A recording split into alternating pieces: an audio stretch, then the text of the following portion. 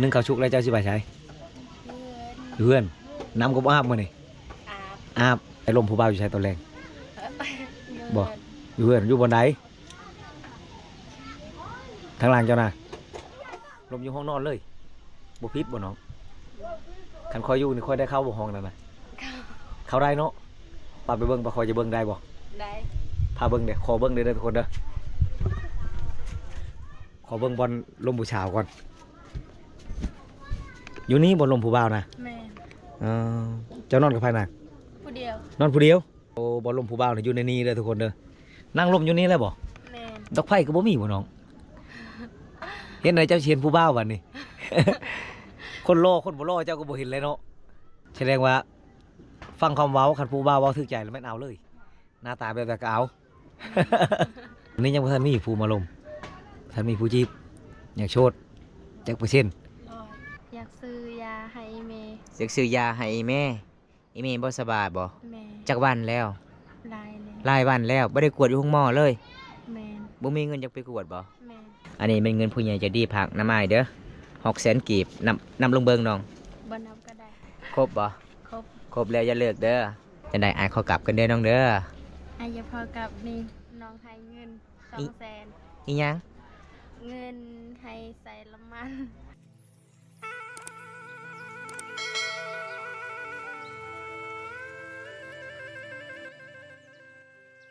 สวัสดีผู้สาวสวัสดีจะอยู่ผู้เดียวบ่อยู่เฮือนบ่กับอีแม่จะไปไสคือบ่เห็นอยู่เฮือนบ่ฮู้บ่อีแม่คือบ่ฮู้บ่อีแม่ไปไสมื้อนี้มาเยี่ยมมายามสาวสุขคือเก่าเด้อทุกคนเลยมื้อนี้น้องฮู้บ่อ้ายมาเยี่ยมมายามเจ้ามีหยังอ้ายมาเซอร์ไพรส์เจ้ามื้อนี้บ่ฮู้เลยบ่มื้อนี้ก็บอมตาก็จัดให้ตามคำขอผู้ใหญ่ใจดีจากฝั่งไทยทุกคนเลยให้ไปเยี่ยมไปยามสาวสุขให้ไปมันสาวสุขFC ความมั่นเจ้าได้บ่ได้เจ้าสิเอาเท่าใดบ่ฮู้คือกันแล้วแต่ขอมั่นถ้า FC ขอมั่นเจ้านี่จะเว้าแท้บ่น้องหรือว่าน้องเว้าตัวเว้าแท้บ่ถ้ามั่นไปแล้วก็คือน้องก็เอากันเลยบ่ฮะ โอ้ยพี่น้องก็เว้าบ่ได้เด้อทุกคนน้องก็ยังเว้าบ่ออกเนาะ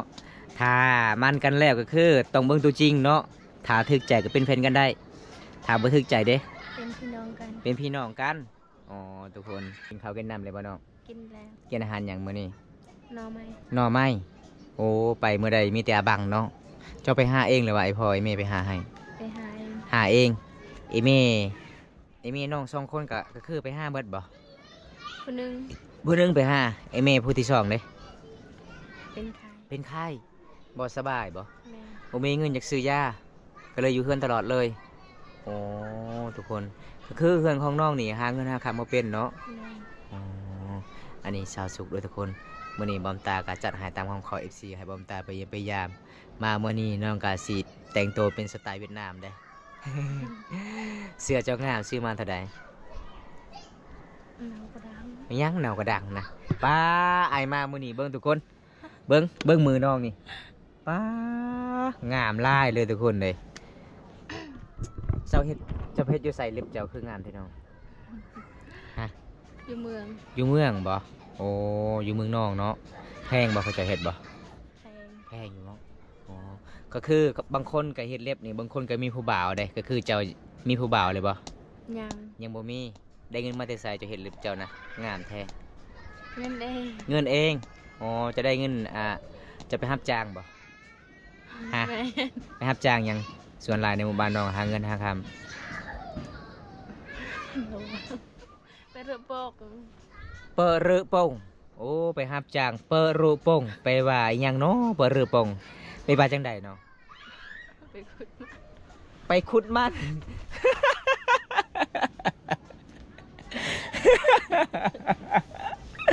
ไอ้ยังไปขุดมันเขาเจ้านี่เขาเจ้าบ่ได้ให้บ่จะไปขุดมันบ่ฮะบ่โอ้เปิดเรือโป่งก็คือน้องเว้าว่าไปขุดมันโดยทุกคนได้เงินแล้วก็เฮ็ดเล็บเนาะน้องก็คือทุกคนน้องเว้าลาวบ่ค่อยเก่งทุกคนก็คือน้องได้เงินอันนี้ก็คือน้องไปรับจ้างไปทอดมันสำปะหลัง โอ้พี่น้องพี่น้องก็เลยว่าไปขุดมัน เอาพี่น้องเพราะว่าบอมตากอะด้นเลยว่าได้ไปเยี่ยมไปยามหลังจากมาเยี่ยมมายามกับทีมงานเฮามื้อนี้น้องกาสิยอพาข้าวให้กินทุกคนทีมงานบอมตาเบาแก้วแก้วเวลาเคยเอ้ยเพิ่นนอนแล้วทุกคนเลยเพิ่นบอกว่าโอ้ยเดินทางหาหมู่บ้านน้องก็ลำบากเส้นทางก็คนลำบากเลยก็เลยมื้อนี้บอมตากะบ่มีหยังหลายนี่น้องเด้ออ้ายมาเยี่ยมมายามก็จัดให้ตามคำขอ FC หลายๆคนที่ให้บอมตาไปเยี่ยมไปยามบางคนก็เว้าว่าเจ้ามีผู้บ่าวแล้วยังบ่มีเนาะยังโสดคือเก่าเนาะโสด100%แต่บางคนก็เขียนภาษาไทยทักหาเจ้าก็คือเจ้าเขียนตอบกลับบ่เป็นบ่ภาษาไทย บ่เป็น เป็นแต่ภาษาลาวบางคำเป็นบางคำบ่เป็นอ๋อเจ้าเรียนจบห้องใด ป ป.5 ก็คือน้องเว้าลาวได้เนาะอ๋อแต่เว้าลายบ่เป็น แม่น เว้าแต่2-3คำจะโดยงวยเด้อ กินข้าวกินน้ำเด้อทุกคนเลยเอาอันนี้จะเป็นห้องนอนไผนี่น้อง เอ้ย เอ้ยเจ้า เพื่อนหลังนี้หมอน้องว่าอยากมุงหลังคานะ แม่น เบิ่งทุกคน เป็นปองหมัดเลยเด้อทุกคนเห็นบ่โอ้ยคันฝนตกนี่บ่ได้เลยพี่น้อง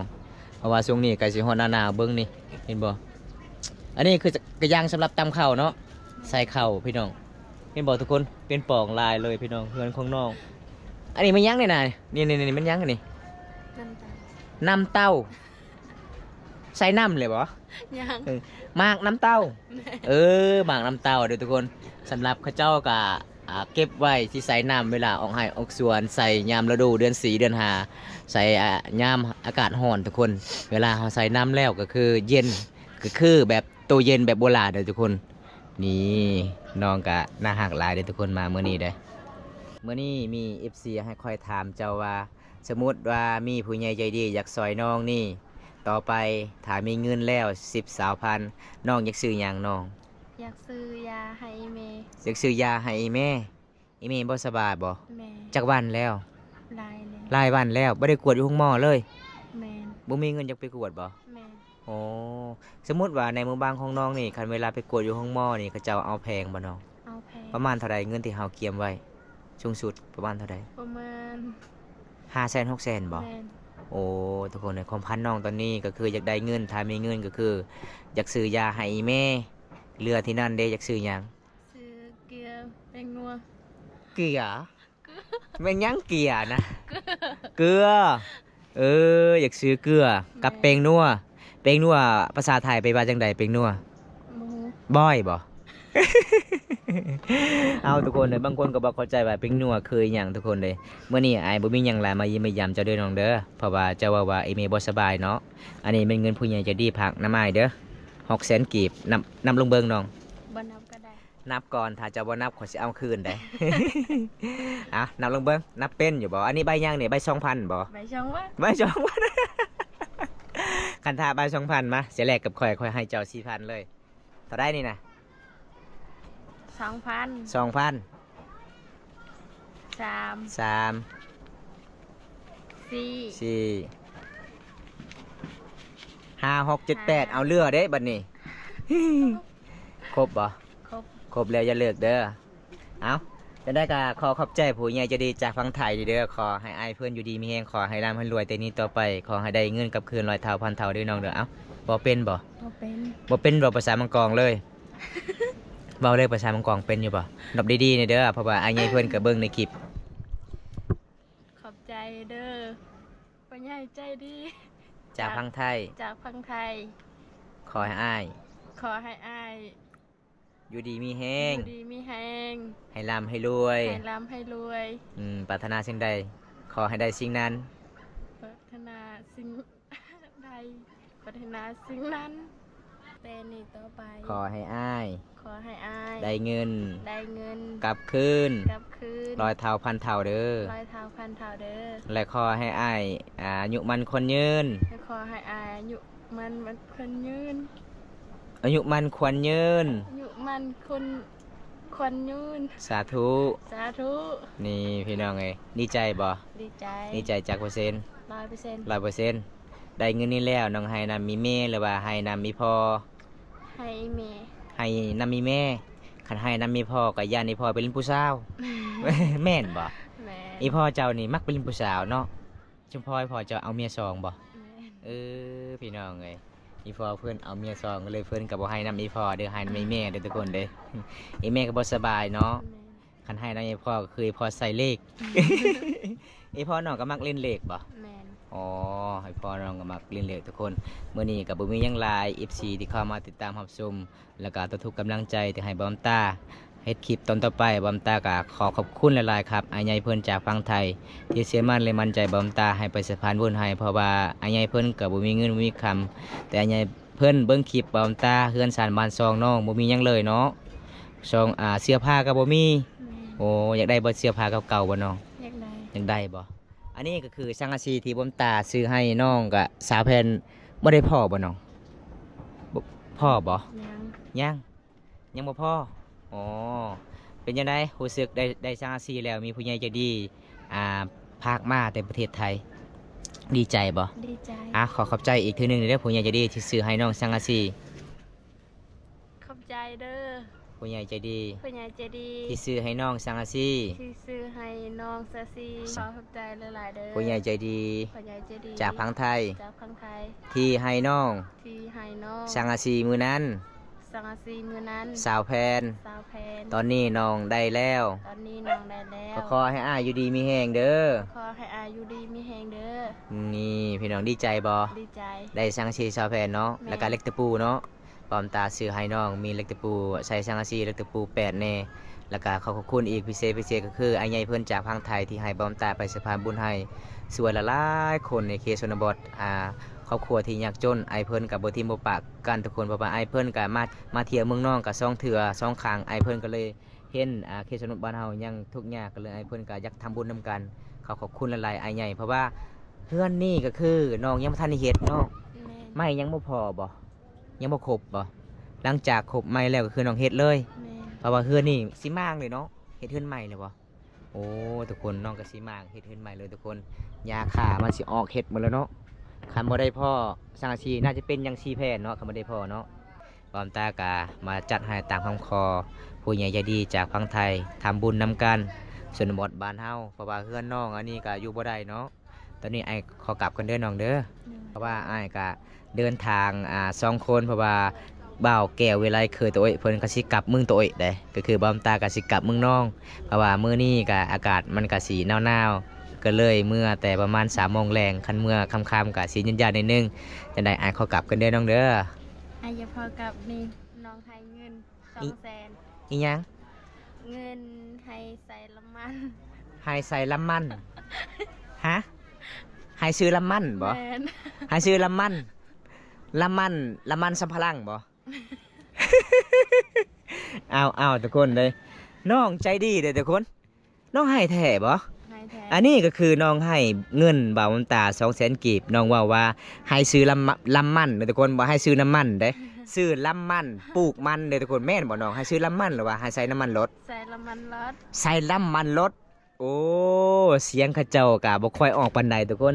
ใส่ลำมันรถก็คือน้ำมันรถเด้อพี่น้องน้องให้แท้บ่น้อง ให้แท้ โอ้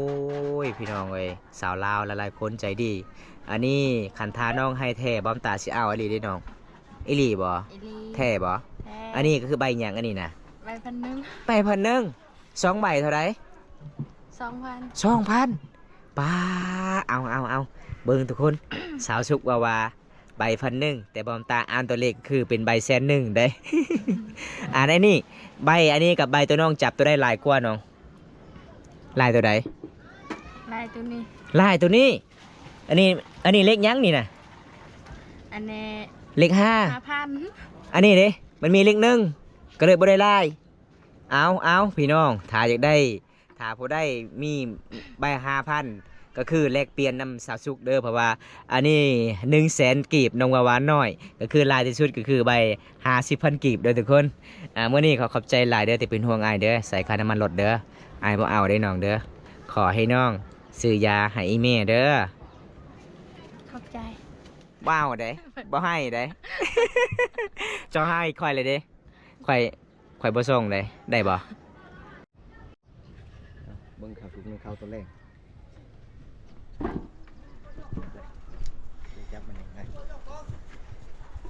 เบิ่งเลยดิชมนู่นหนึ่งข่าวอีกบ่ แม่น โอ้ อ้ขยันเลยทุกคนระวัง แหละเออ ชาญอย่าชมเลยชาญเอาเข้าก็อายขึ้นทั่วๆเลยเด้อทุกคนเด้อใกล้สิชุกแล้วนึ่งข้าวชุกแล้วเจ้าสิไปใช้ เพื่อน เพื่อนน้ำก็บ่อาบมื้อนี่ อาบ อาบยกคิดว่าบ่อาบน้ำแรงๆพุ่นเลยอาบน้ำเนาะใกล้ค่ำแล้วอาบน้ำท่าผู้บ่าวมาล่มมีบ่ผู้บ่าวมาล่มตอนแรกนะ บ่มี บ่มีเจ้าจะเชื่อตาสิค่อยนะเจ้าเลียวบางคนนี่เจ้าจะเชื่อตาไปทางอื่น บ่มี บ่มีมื้อแรงไอซิยูลินได้บ่ ใด ใช้ลมผู้บ่าวอยู่ใช้ตอนแรง บ่ เพื่อนอยู่เพื่อนอยู่บนใดทางหล่างเจ้าน่ะลมอยู่ห้องนอนเลยบ่พิษบ่น้องคันคอยอยู่นี่คอยได้เข้าบ่ห้องนั่นน่ะเข้าได้เนาะปาไปเบิ่งปาคอยจะเบิ่งได้บ่ ได้ พาเบิ่งเด้อขอเบิ่งเด้อทุกคนเด้อขอเบิ่งบอลลมผู้ชาวก่อนอยู่นี่บนลมผู้บ่าวนะ แม่น เออเจ้านอนกับไผน่ะ ผู้เดียวน อนผู้เดียว อันนี้คือพาเนาะพาห่มเจ้าบ่นอนนี่ แม่น ช่องพื้นนี่พาห่มเจ้าหมดมีผู้บ่าวมาอยู่น้ำเจ้าน่ะมา บ่มี อันนี้เป็นเครื่องเจ้าโอ้บอลลมผู้บ่าวนี่อยู่ในนี้เลยทุกคนเด้อนั่งลมอยู่นี่เลยบ่ แม่น ดอกไผ่ก็บ่มีบ่น้อง เห็นไหนเจ้าเชียนผู้บ่าววันนี้ คนรอคนบ่รอเจ้าก็บ่เห็นเลยเนาะแสดงว่า ฟังคำเว้าคันผู้บ่าวเว้าถึกใจแล้วแม่นเอาเลย หน้าตาแบบแต่ก็เอา ตอนนี้ยังบ่ทันมีผู้มาลมทันมีผู้จีบอยากโชดจักเปอร์เซ็นต์ ร้อย 100 100% ลบอีก โชด100%เนาะเปิดใจเนาะตอนนี้เนาะ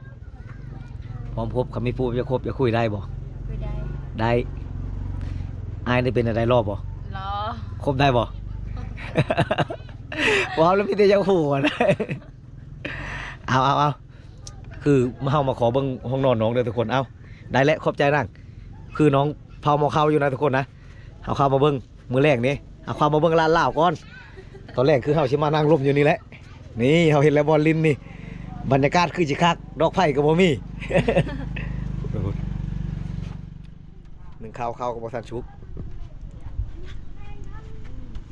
ข้าวชุกแล้วเฮาสิพาอันนั้นมาเบิ่งสาวชุกอาบน้ำเจ้าอาบน้ำอยู่ไส อาเต้ย อาบอยู่มอนี่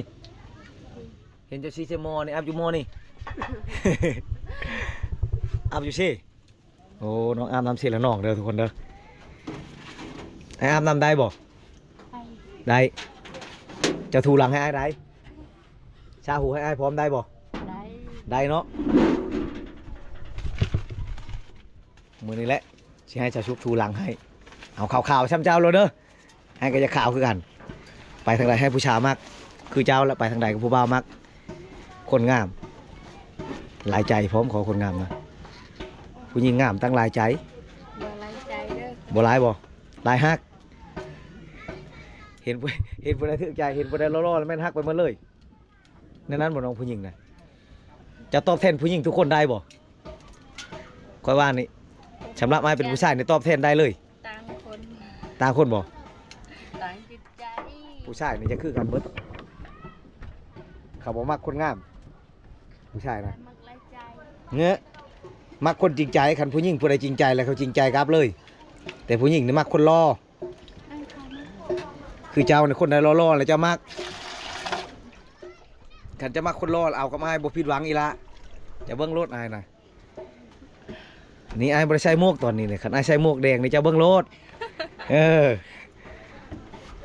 เจ้าลืมทางมือเฮือนรถคันเจ้าไปทำไมน่ะ นักหมวกแดง ยกชาชุกเด้อทุกคนเด้อฮอนได้เก่งแท้เจ้าเนาะหนึ่งข้าวบ่ใช่ข้าวเย็นเด้อทุกคนเด้อนี่ข้าวเย็นย่างอยู่ที่อ้าวข้าวบ่ชุกบ่น่ะมันเป็นยังไง สุกแล้ว หอมข้าวเจ้าเนาะหายังบัดนี้ ก็ว่าตักเอาไว้ อย่ารีบมีดแม่ขอยานดิก็คิดว่าเจ้าเสียมีดพันคอย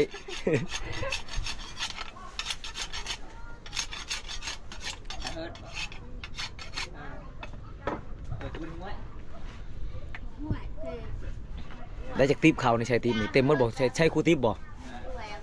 ปั่นกันมันบอกถ้าจะเอากินข้าวนี่ใช่ติ๊บหนึงให้พ่อติ๊บหนึงให้แม่นั่นนะบอกนั่นได้ทุกคนเลยคือลูกเพอนี่บกล้าจกได้ติ๊บของพ่อปู่แม่ย่าได้ติ๊บต่างหากได้ปูอายทวนเลยบ่เห็นว่าหน้าผู้ชายมันนี่ข้าวหอมทั่วกินยามแรงได้อาหารยังบ่นี่ได้อาหารยังกินตัวแรกนี่กับข้าวนี่ หน่อไม้ เปิดโอ้ได้หน่อไม้นั้น แม่ มีอาหารแล้วทุกคนหน่อไม้อาหารหลัก แถวเขตชนบทขาดบ่ได้เลยขาดหน่อไม้ถือบ่มีแนวกินถามอาหารอย่างเราเปิดหม้อให้เบิ่งแล้วเนาะ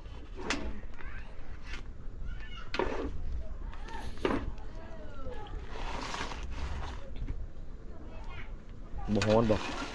มื้อเช้ามื้อแรกเลยเจ้านึ่งข้าวนี่เนาะผู้บ่าวมันบ่นั่นน่ะเจ้าเฮ็ดหยังชายแขนเจ้านั่นน่ะเด้ข่อยว่าเจ้าซักหลายอยู่ในแขนเจ้าน่ะซักชะนีน่ะข่อยว่าเขาเจ้ามีชะนีน่ะใช่ข่อยได้กว่าข่อยขอแน่บ่แม่นข่อยจักได้แล้วข่อยยังให้เจ้าใช้ข่อย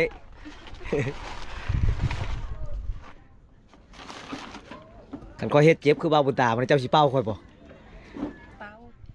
เจ้าเป้าได้เนาะเจ้ามีของดีแล้วข่อยเบิ่งนี่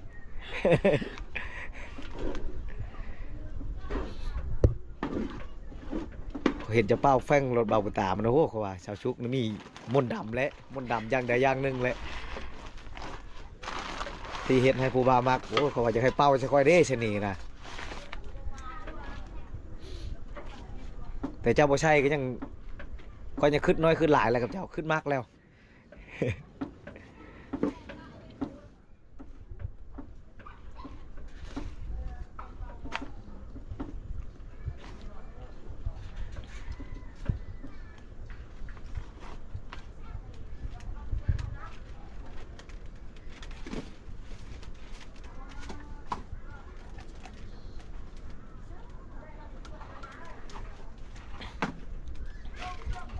โอ้ติบข้าวจะฝาปิดมันก็ปุ้งอยู่เนาะโจ๊กเอานะฮะเลย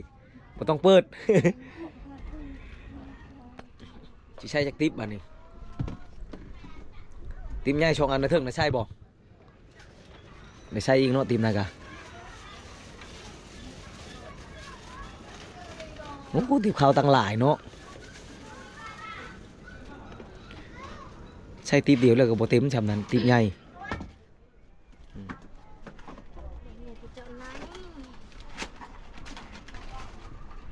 โดยยังก็จะว่านะ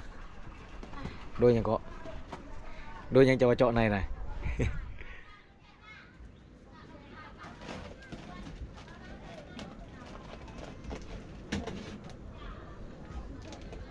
เขาเย็นบ่ใช่แถวบ้านเฮานี่ชนเผ่าผู้ไทยนี่ทุกคนเดินเข้าเย็นตัวนั้นเวลานึ่งข้าวเนี่ยใช่ทั้งเทิงฮั่นนึ่งนำกันเลยแต่ว่าไปแถวเขตชนบทแถวชนเผ่าบางกอกนี่จะบ่ใช่ได้น้อยคนที่ว่าใช่บางครอบบางครัวเขาก็ใช่เฮือนชาวชุกก็บ่ใช่คือการกินข้าวเย็นเลยบ่ป้าบ่เข้าตอนนั้นนั่ง กิน กินกับไผสิจะกินนี่เขาก็กินข้าวฮ้อนนี่แหละ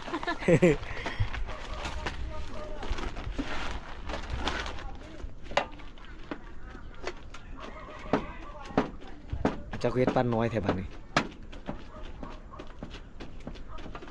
ใช้ติ๊บน้อยให้ผู้ได้ใช้ติ๊บน้อยนะ ดาน ให้หลานโอ้ปั่นไปติ๊บไผติ๊บมันนะทุกคนเด้อให้อายกับเอ้ยไผเจ้ากับติ๊บนึงอีกบ่อืม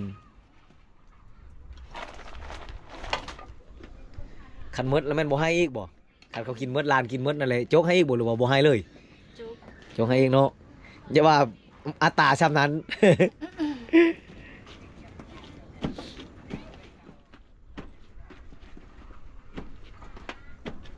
ใช้เวลาโดนเติมเนาะเพื่อสิชุกเขาเจ้าค่ะชื่อนี่ชื่อชุกแต่ว่านึ่งข้าวในนั่นชุกกับชุกชาวทิศจันทร์คาดพุทธพหัสชุกคนงามยังมีอยู่บ่คนงามชำเจ้าอยู่บ้านนี่ มี บ่มีแล้วคอยเบิ่งแล้วเพราะเจ้าผู้เดียวนี่แล้ว อ๋อเจ้าไม่ได้เบิ่งนะสาวันก่อน เห็นคอยเห็นมาแล้วผู้ชาวในบ้านเจ้านี่ บ่มีคนใดงามจำเจ้าแล้ว มันจะเป็นป้าอันนี้ คือเปาะนำ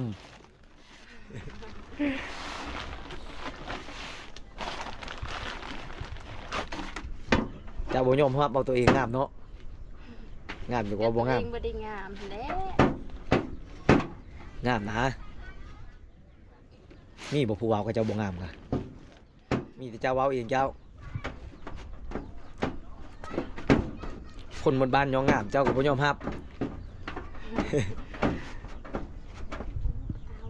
ฮ้อน เต่าเลยไปว่าฮ้อนเด้อทุกคนเด้อ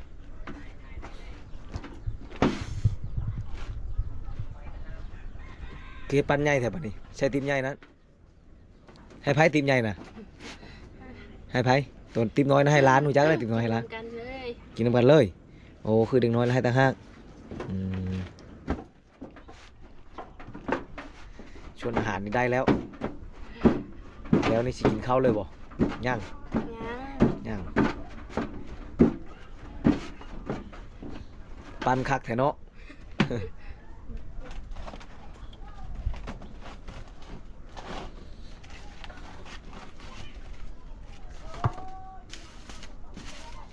เป็นหยังเจ้าน่ะอยู่ทงยางนะเป็นหยัง กลองบาท กลองบัตร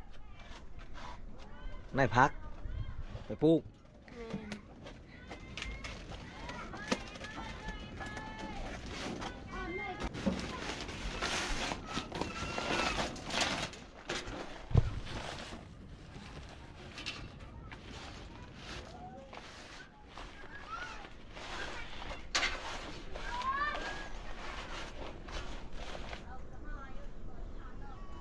เห็นได้ไหมนี่นั่งงงยัง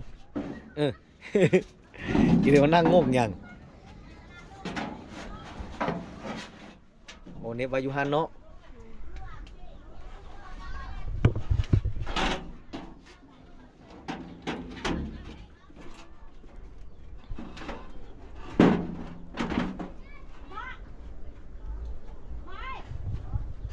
ไผห้องเจ้า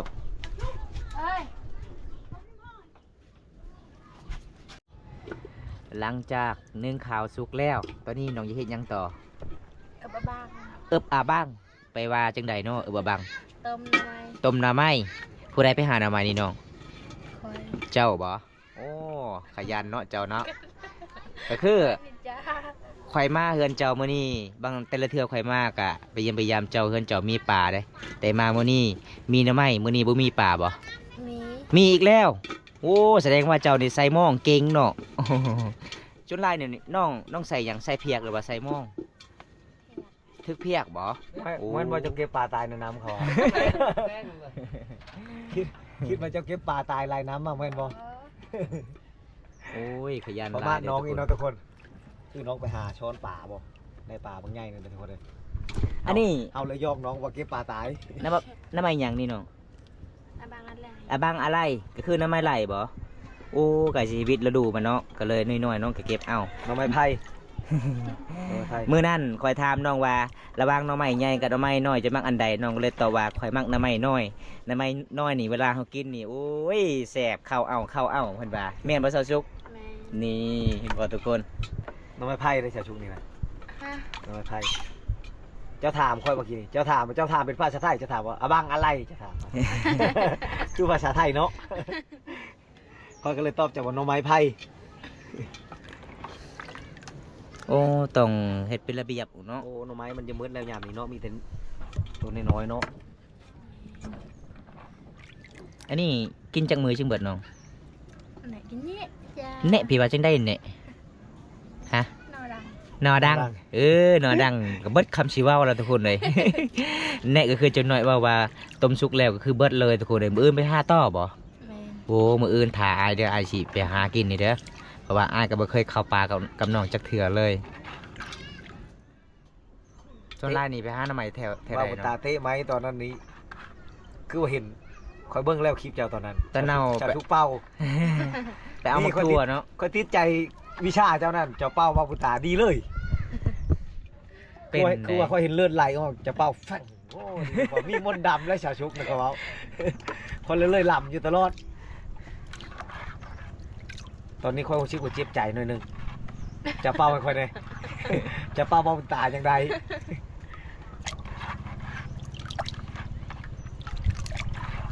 ถ้าไปจะ หม เห็ ด น แล้ว ถ้าไปจะเห็นกองดีชาชุกมากมันน่าเฮ็ดเจ็บโอ้ยชาชุกเป่าเอารถ จะเป่าได้บ่น้อง หลังจากต้มน้ำมันแล้วก็คือน้องไปอาบน้ำบ่ประมาณจังโมงน้องอาบน้ำ4 โมงแว่นบ่ ส่วนลายหมู่บ้านน้องนี่เอิ้นว่า4 โมงแว่นก็คือ4 โมง00เด้อทุกคน เพราะว่าข่อยถามว่าเป็นหยังจึงเอิ้น4 โมงแว่นก็คือนั่นแหละก็คือนาฬิกามันไปแว่นก็เลยน้องบอกว่า4 โมงแว่นเลยทุกคน ใช่ไรอย่าเป่าใช่ไร เอาน้องตอนนี้ก็สิต้มน้ำใหม่เด้อทุกคน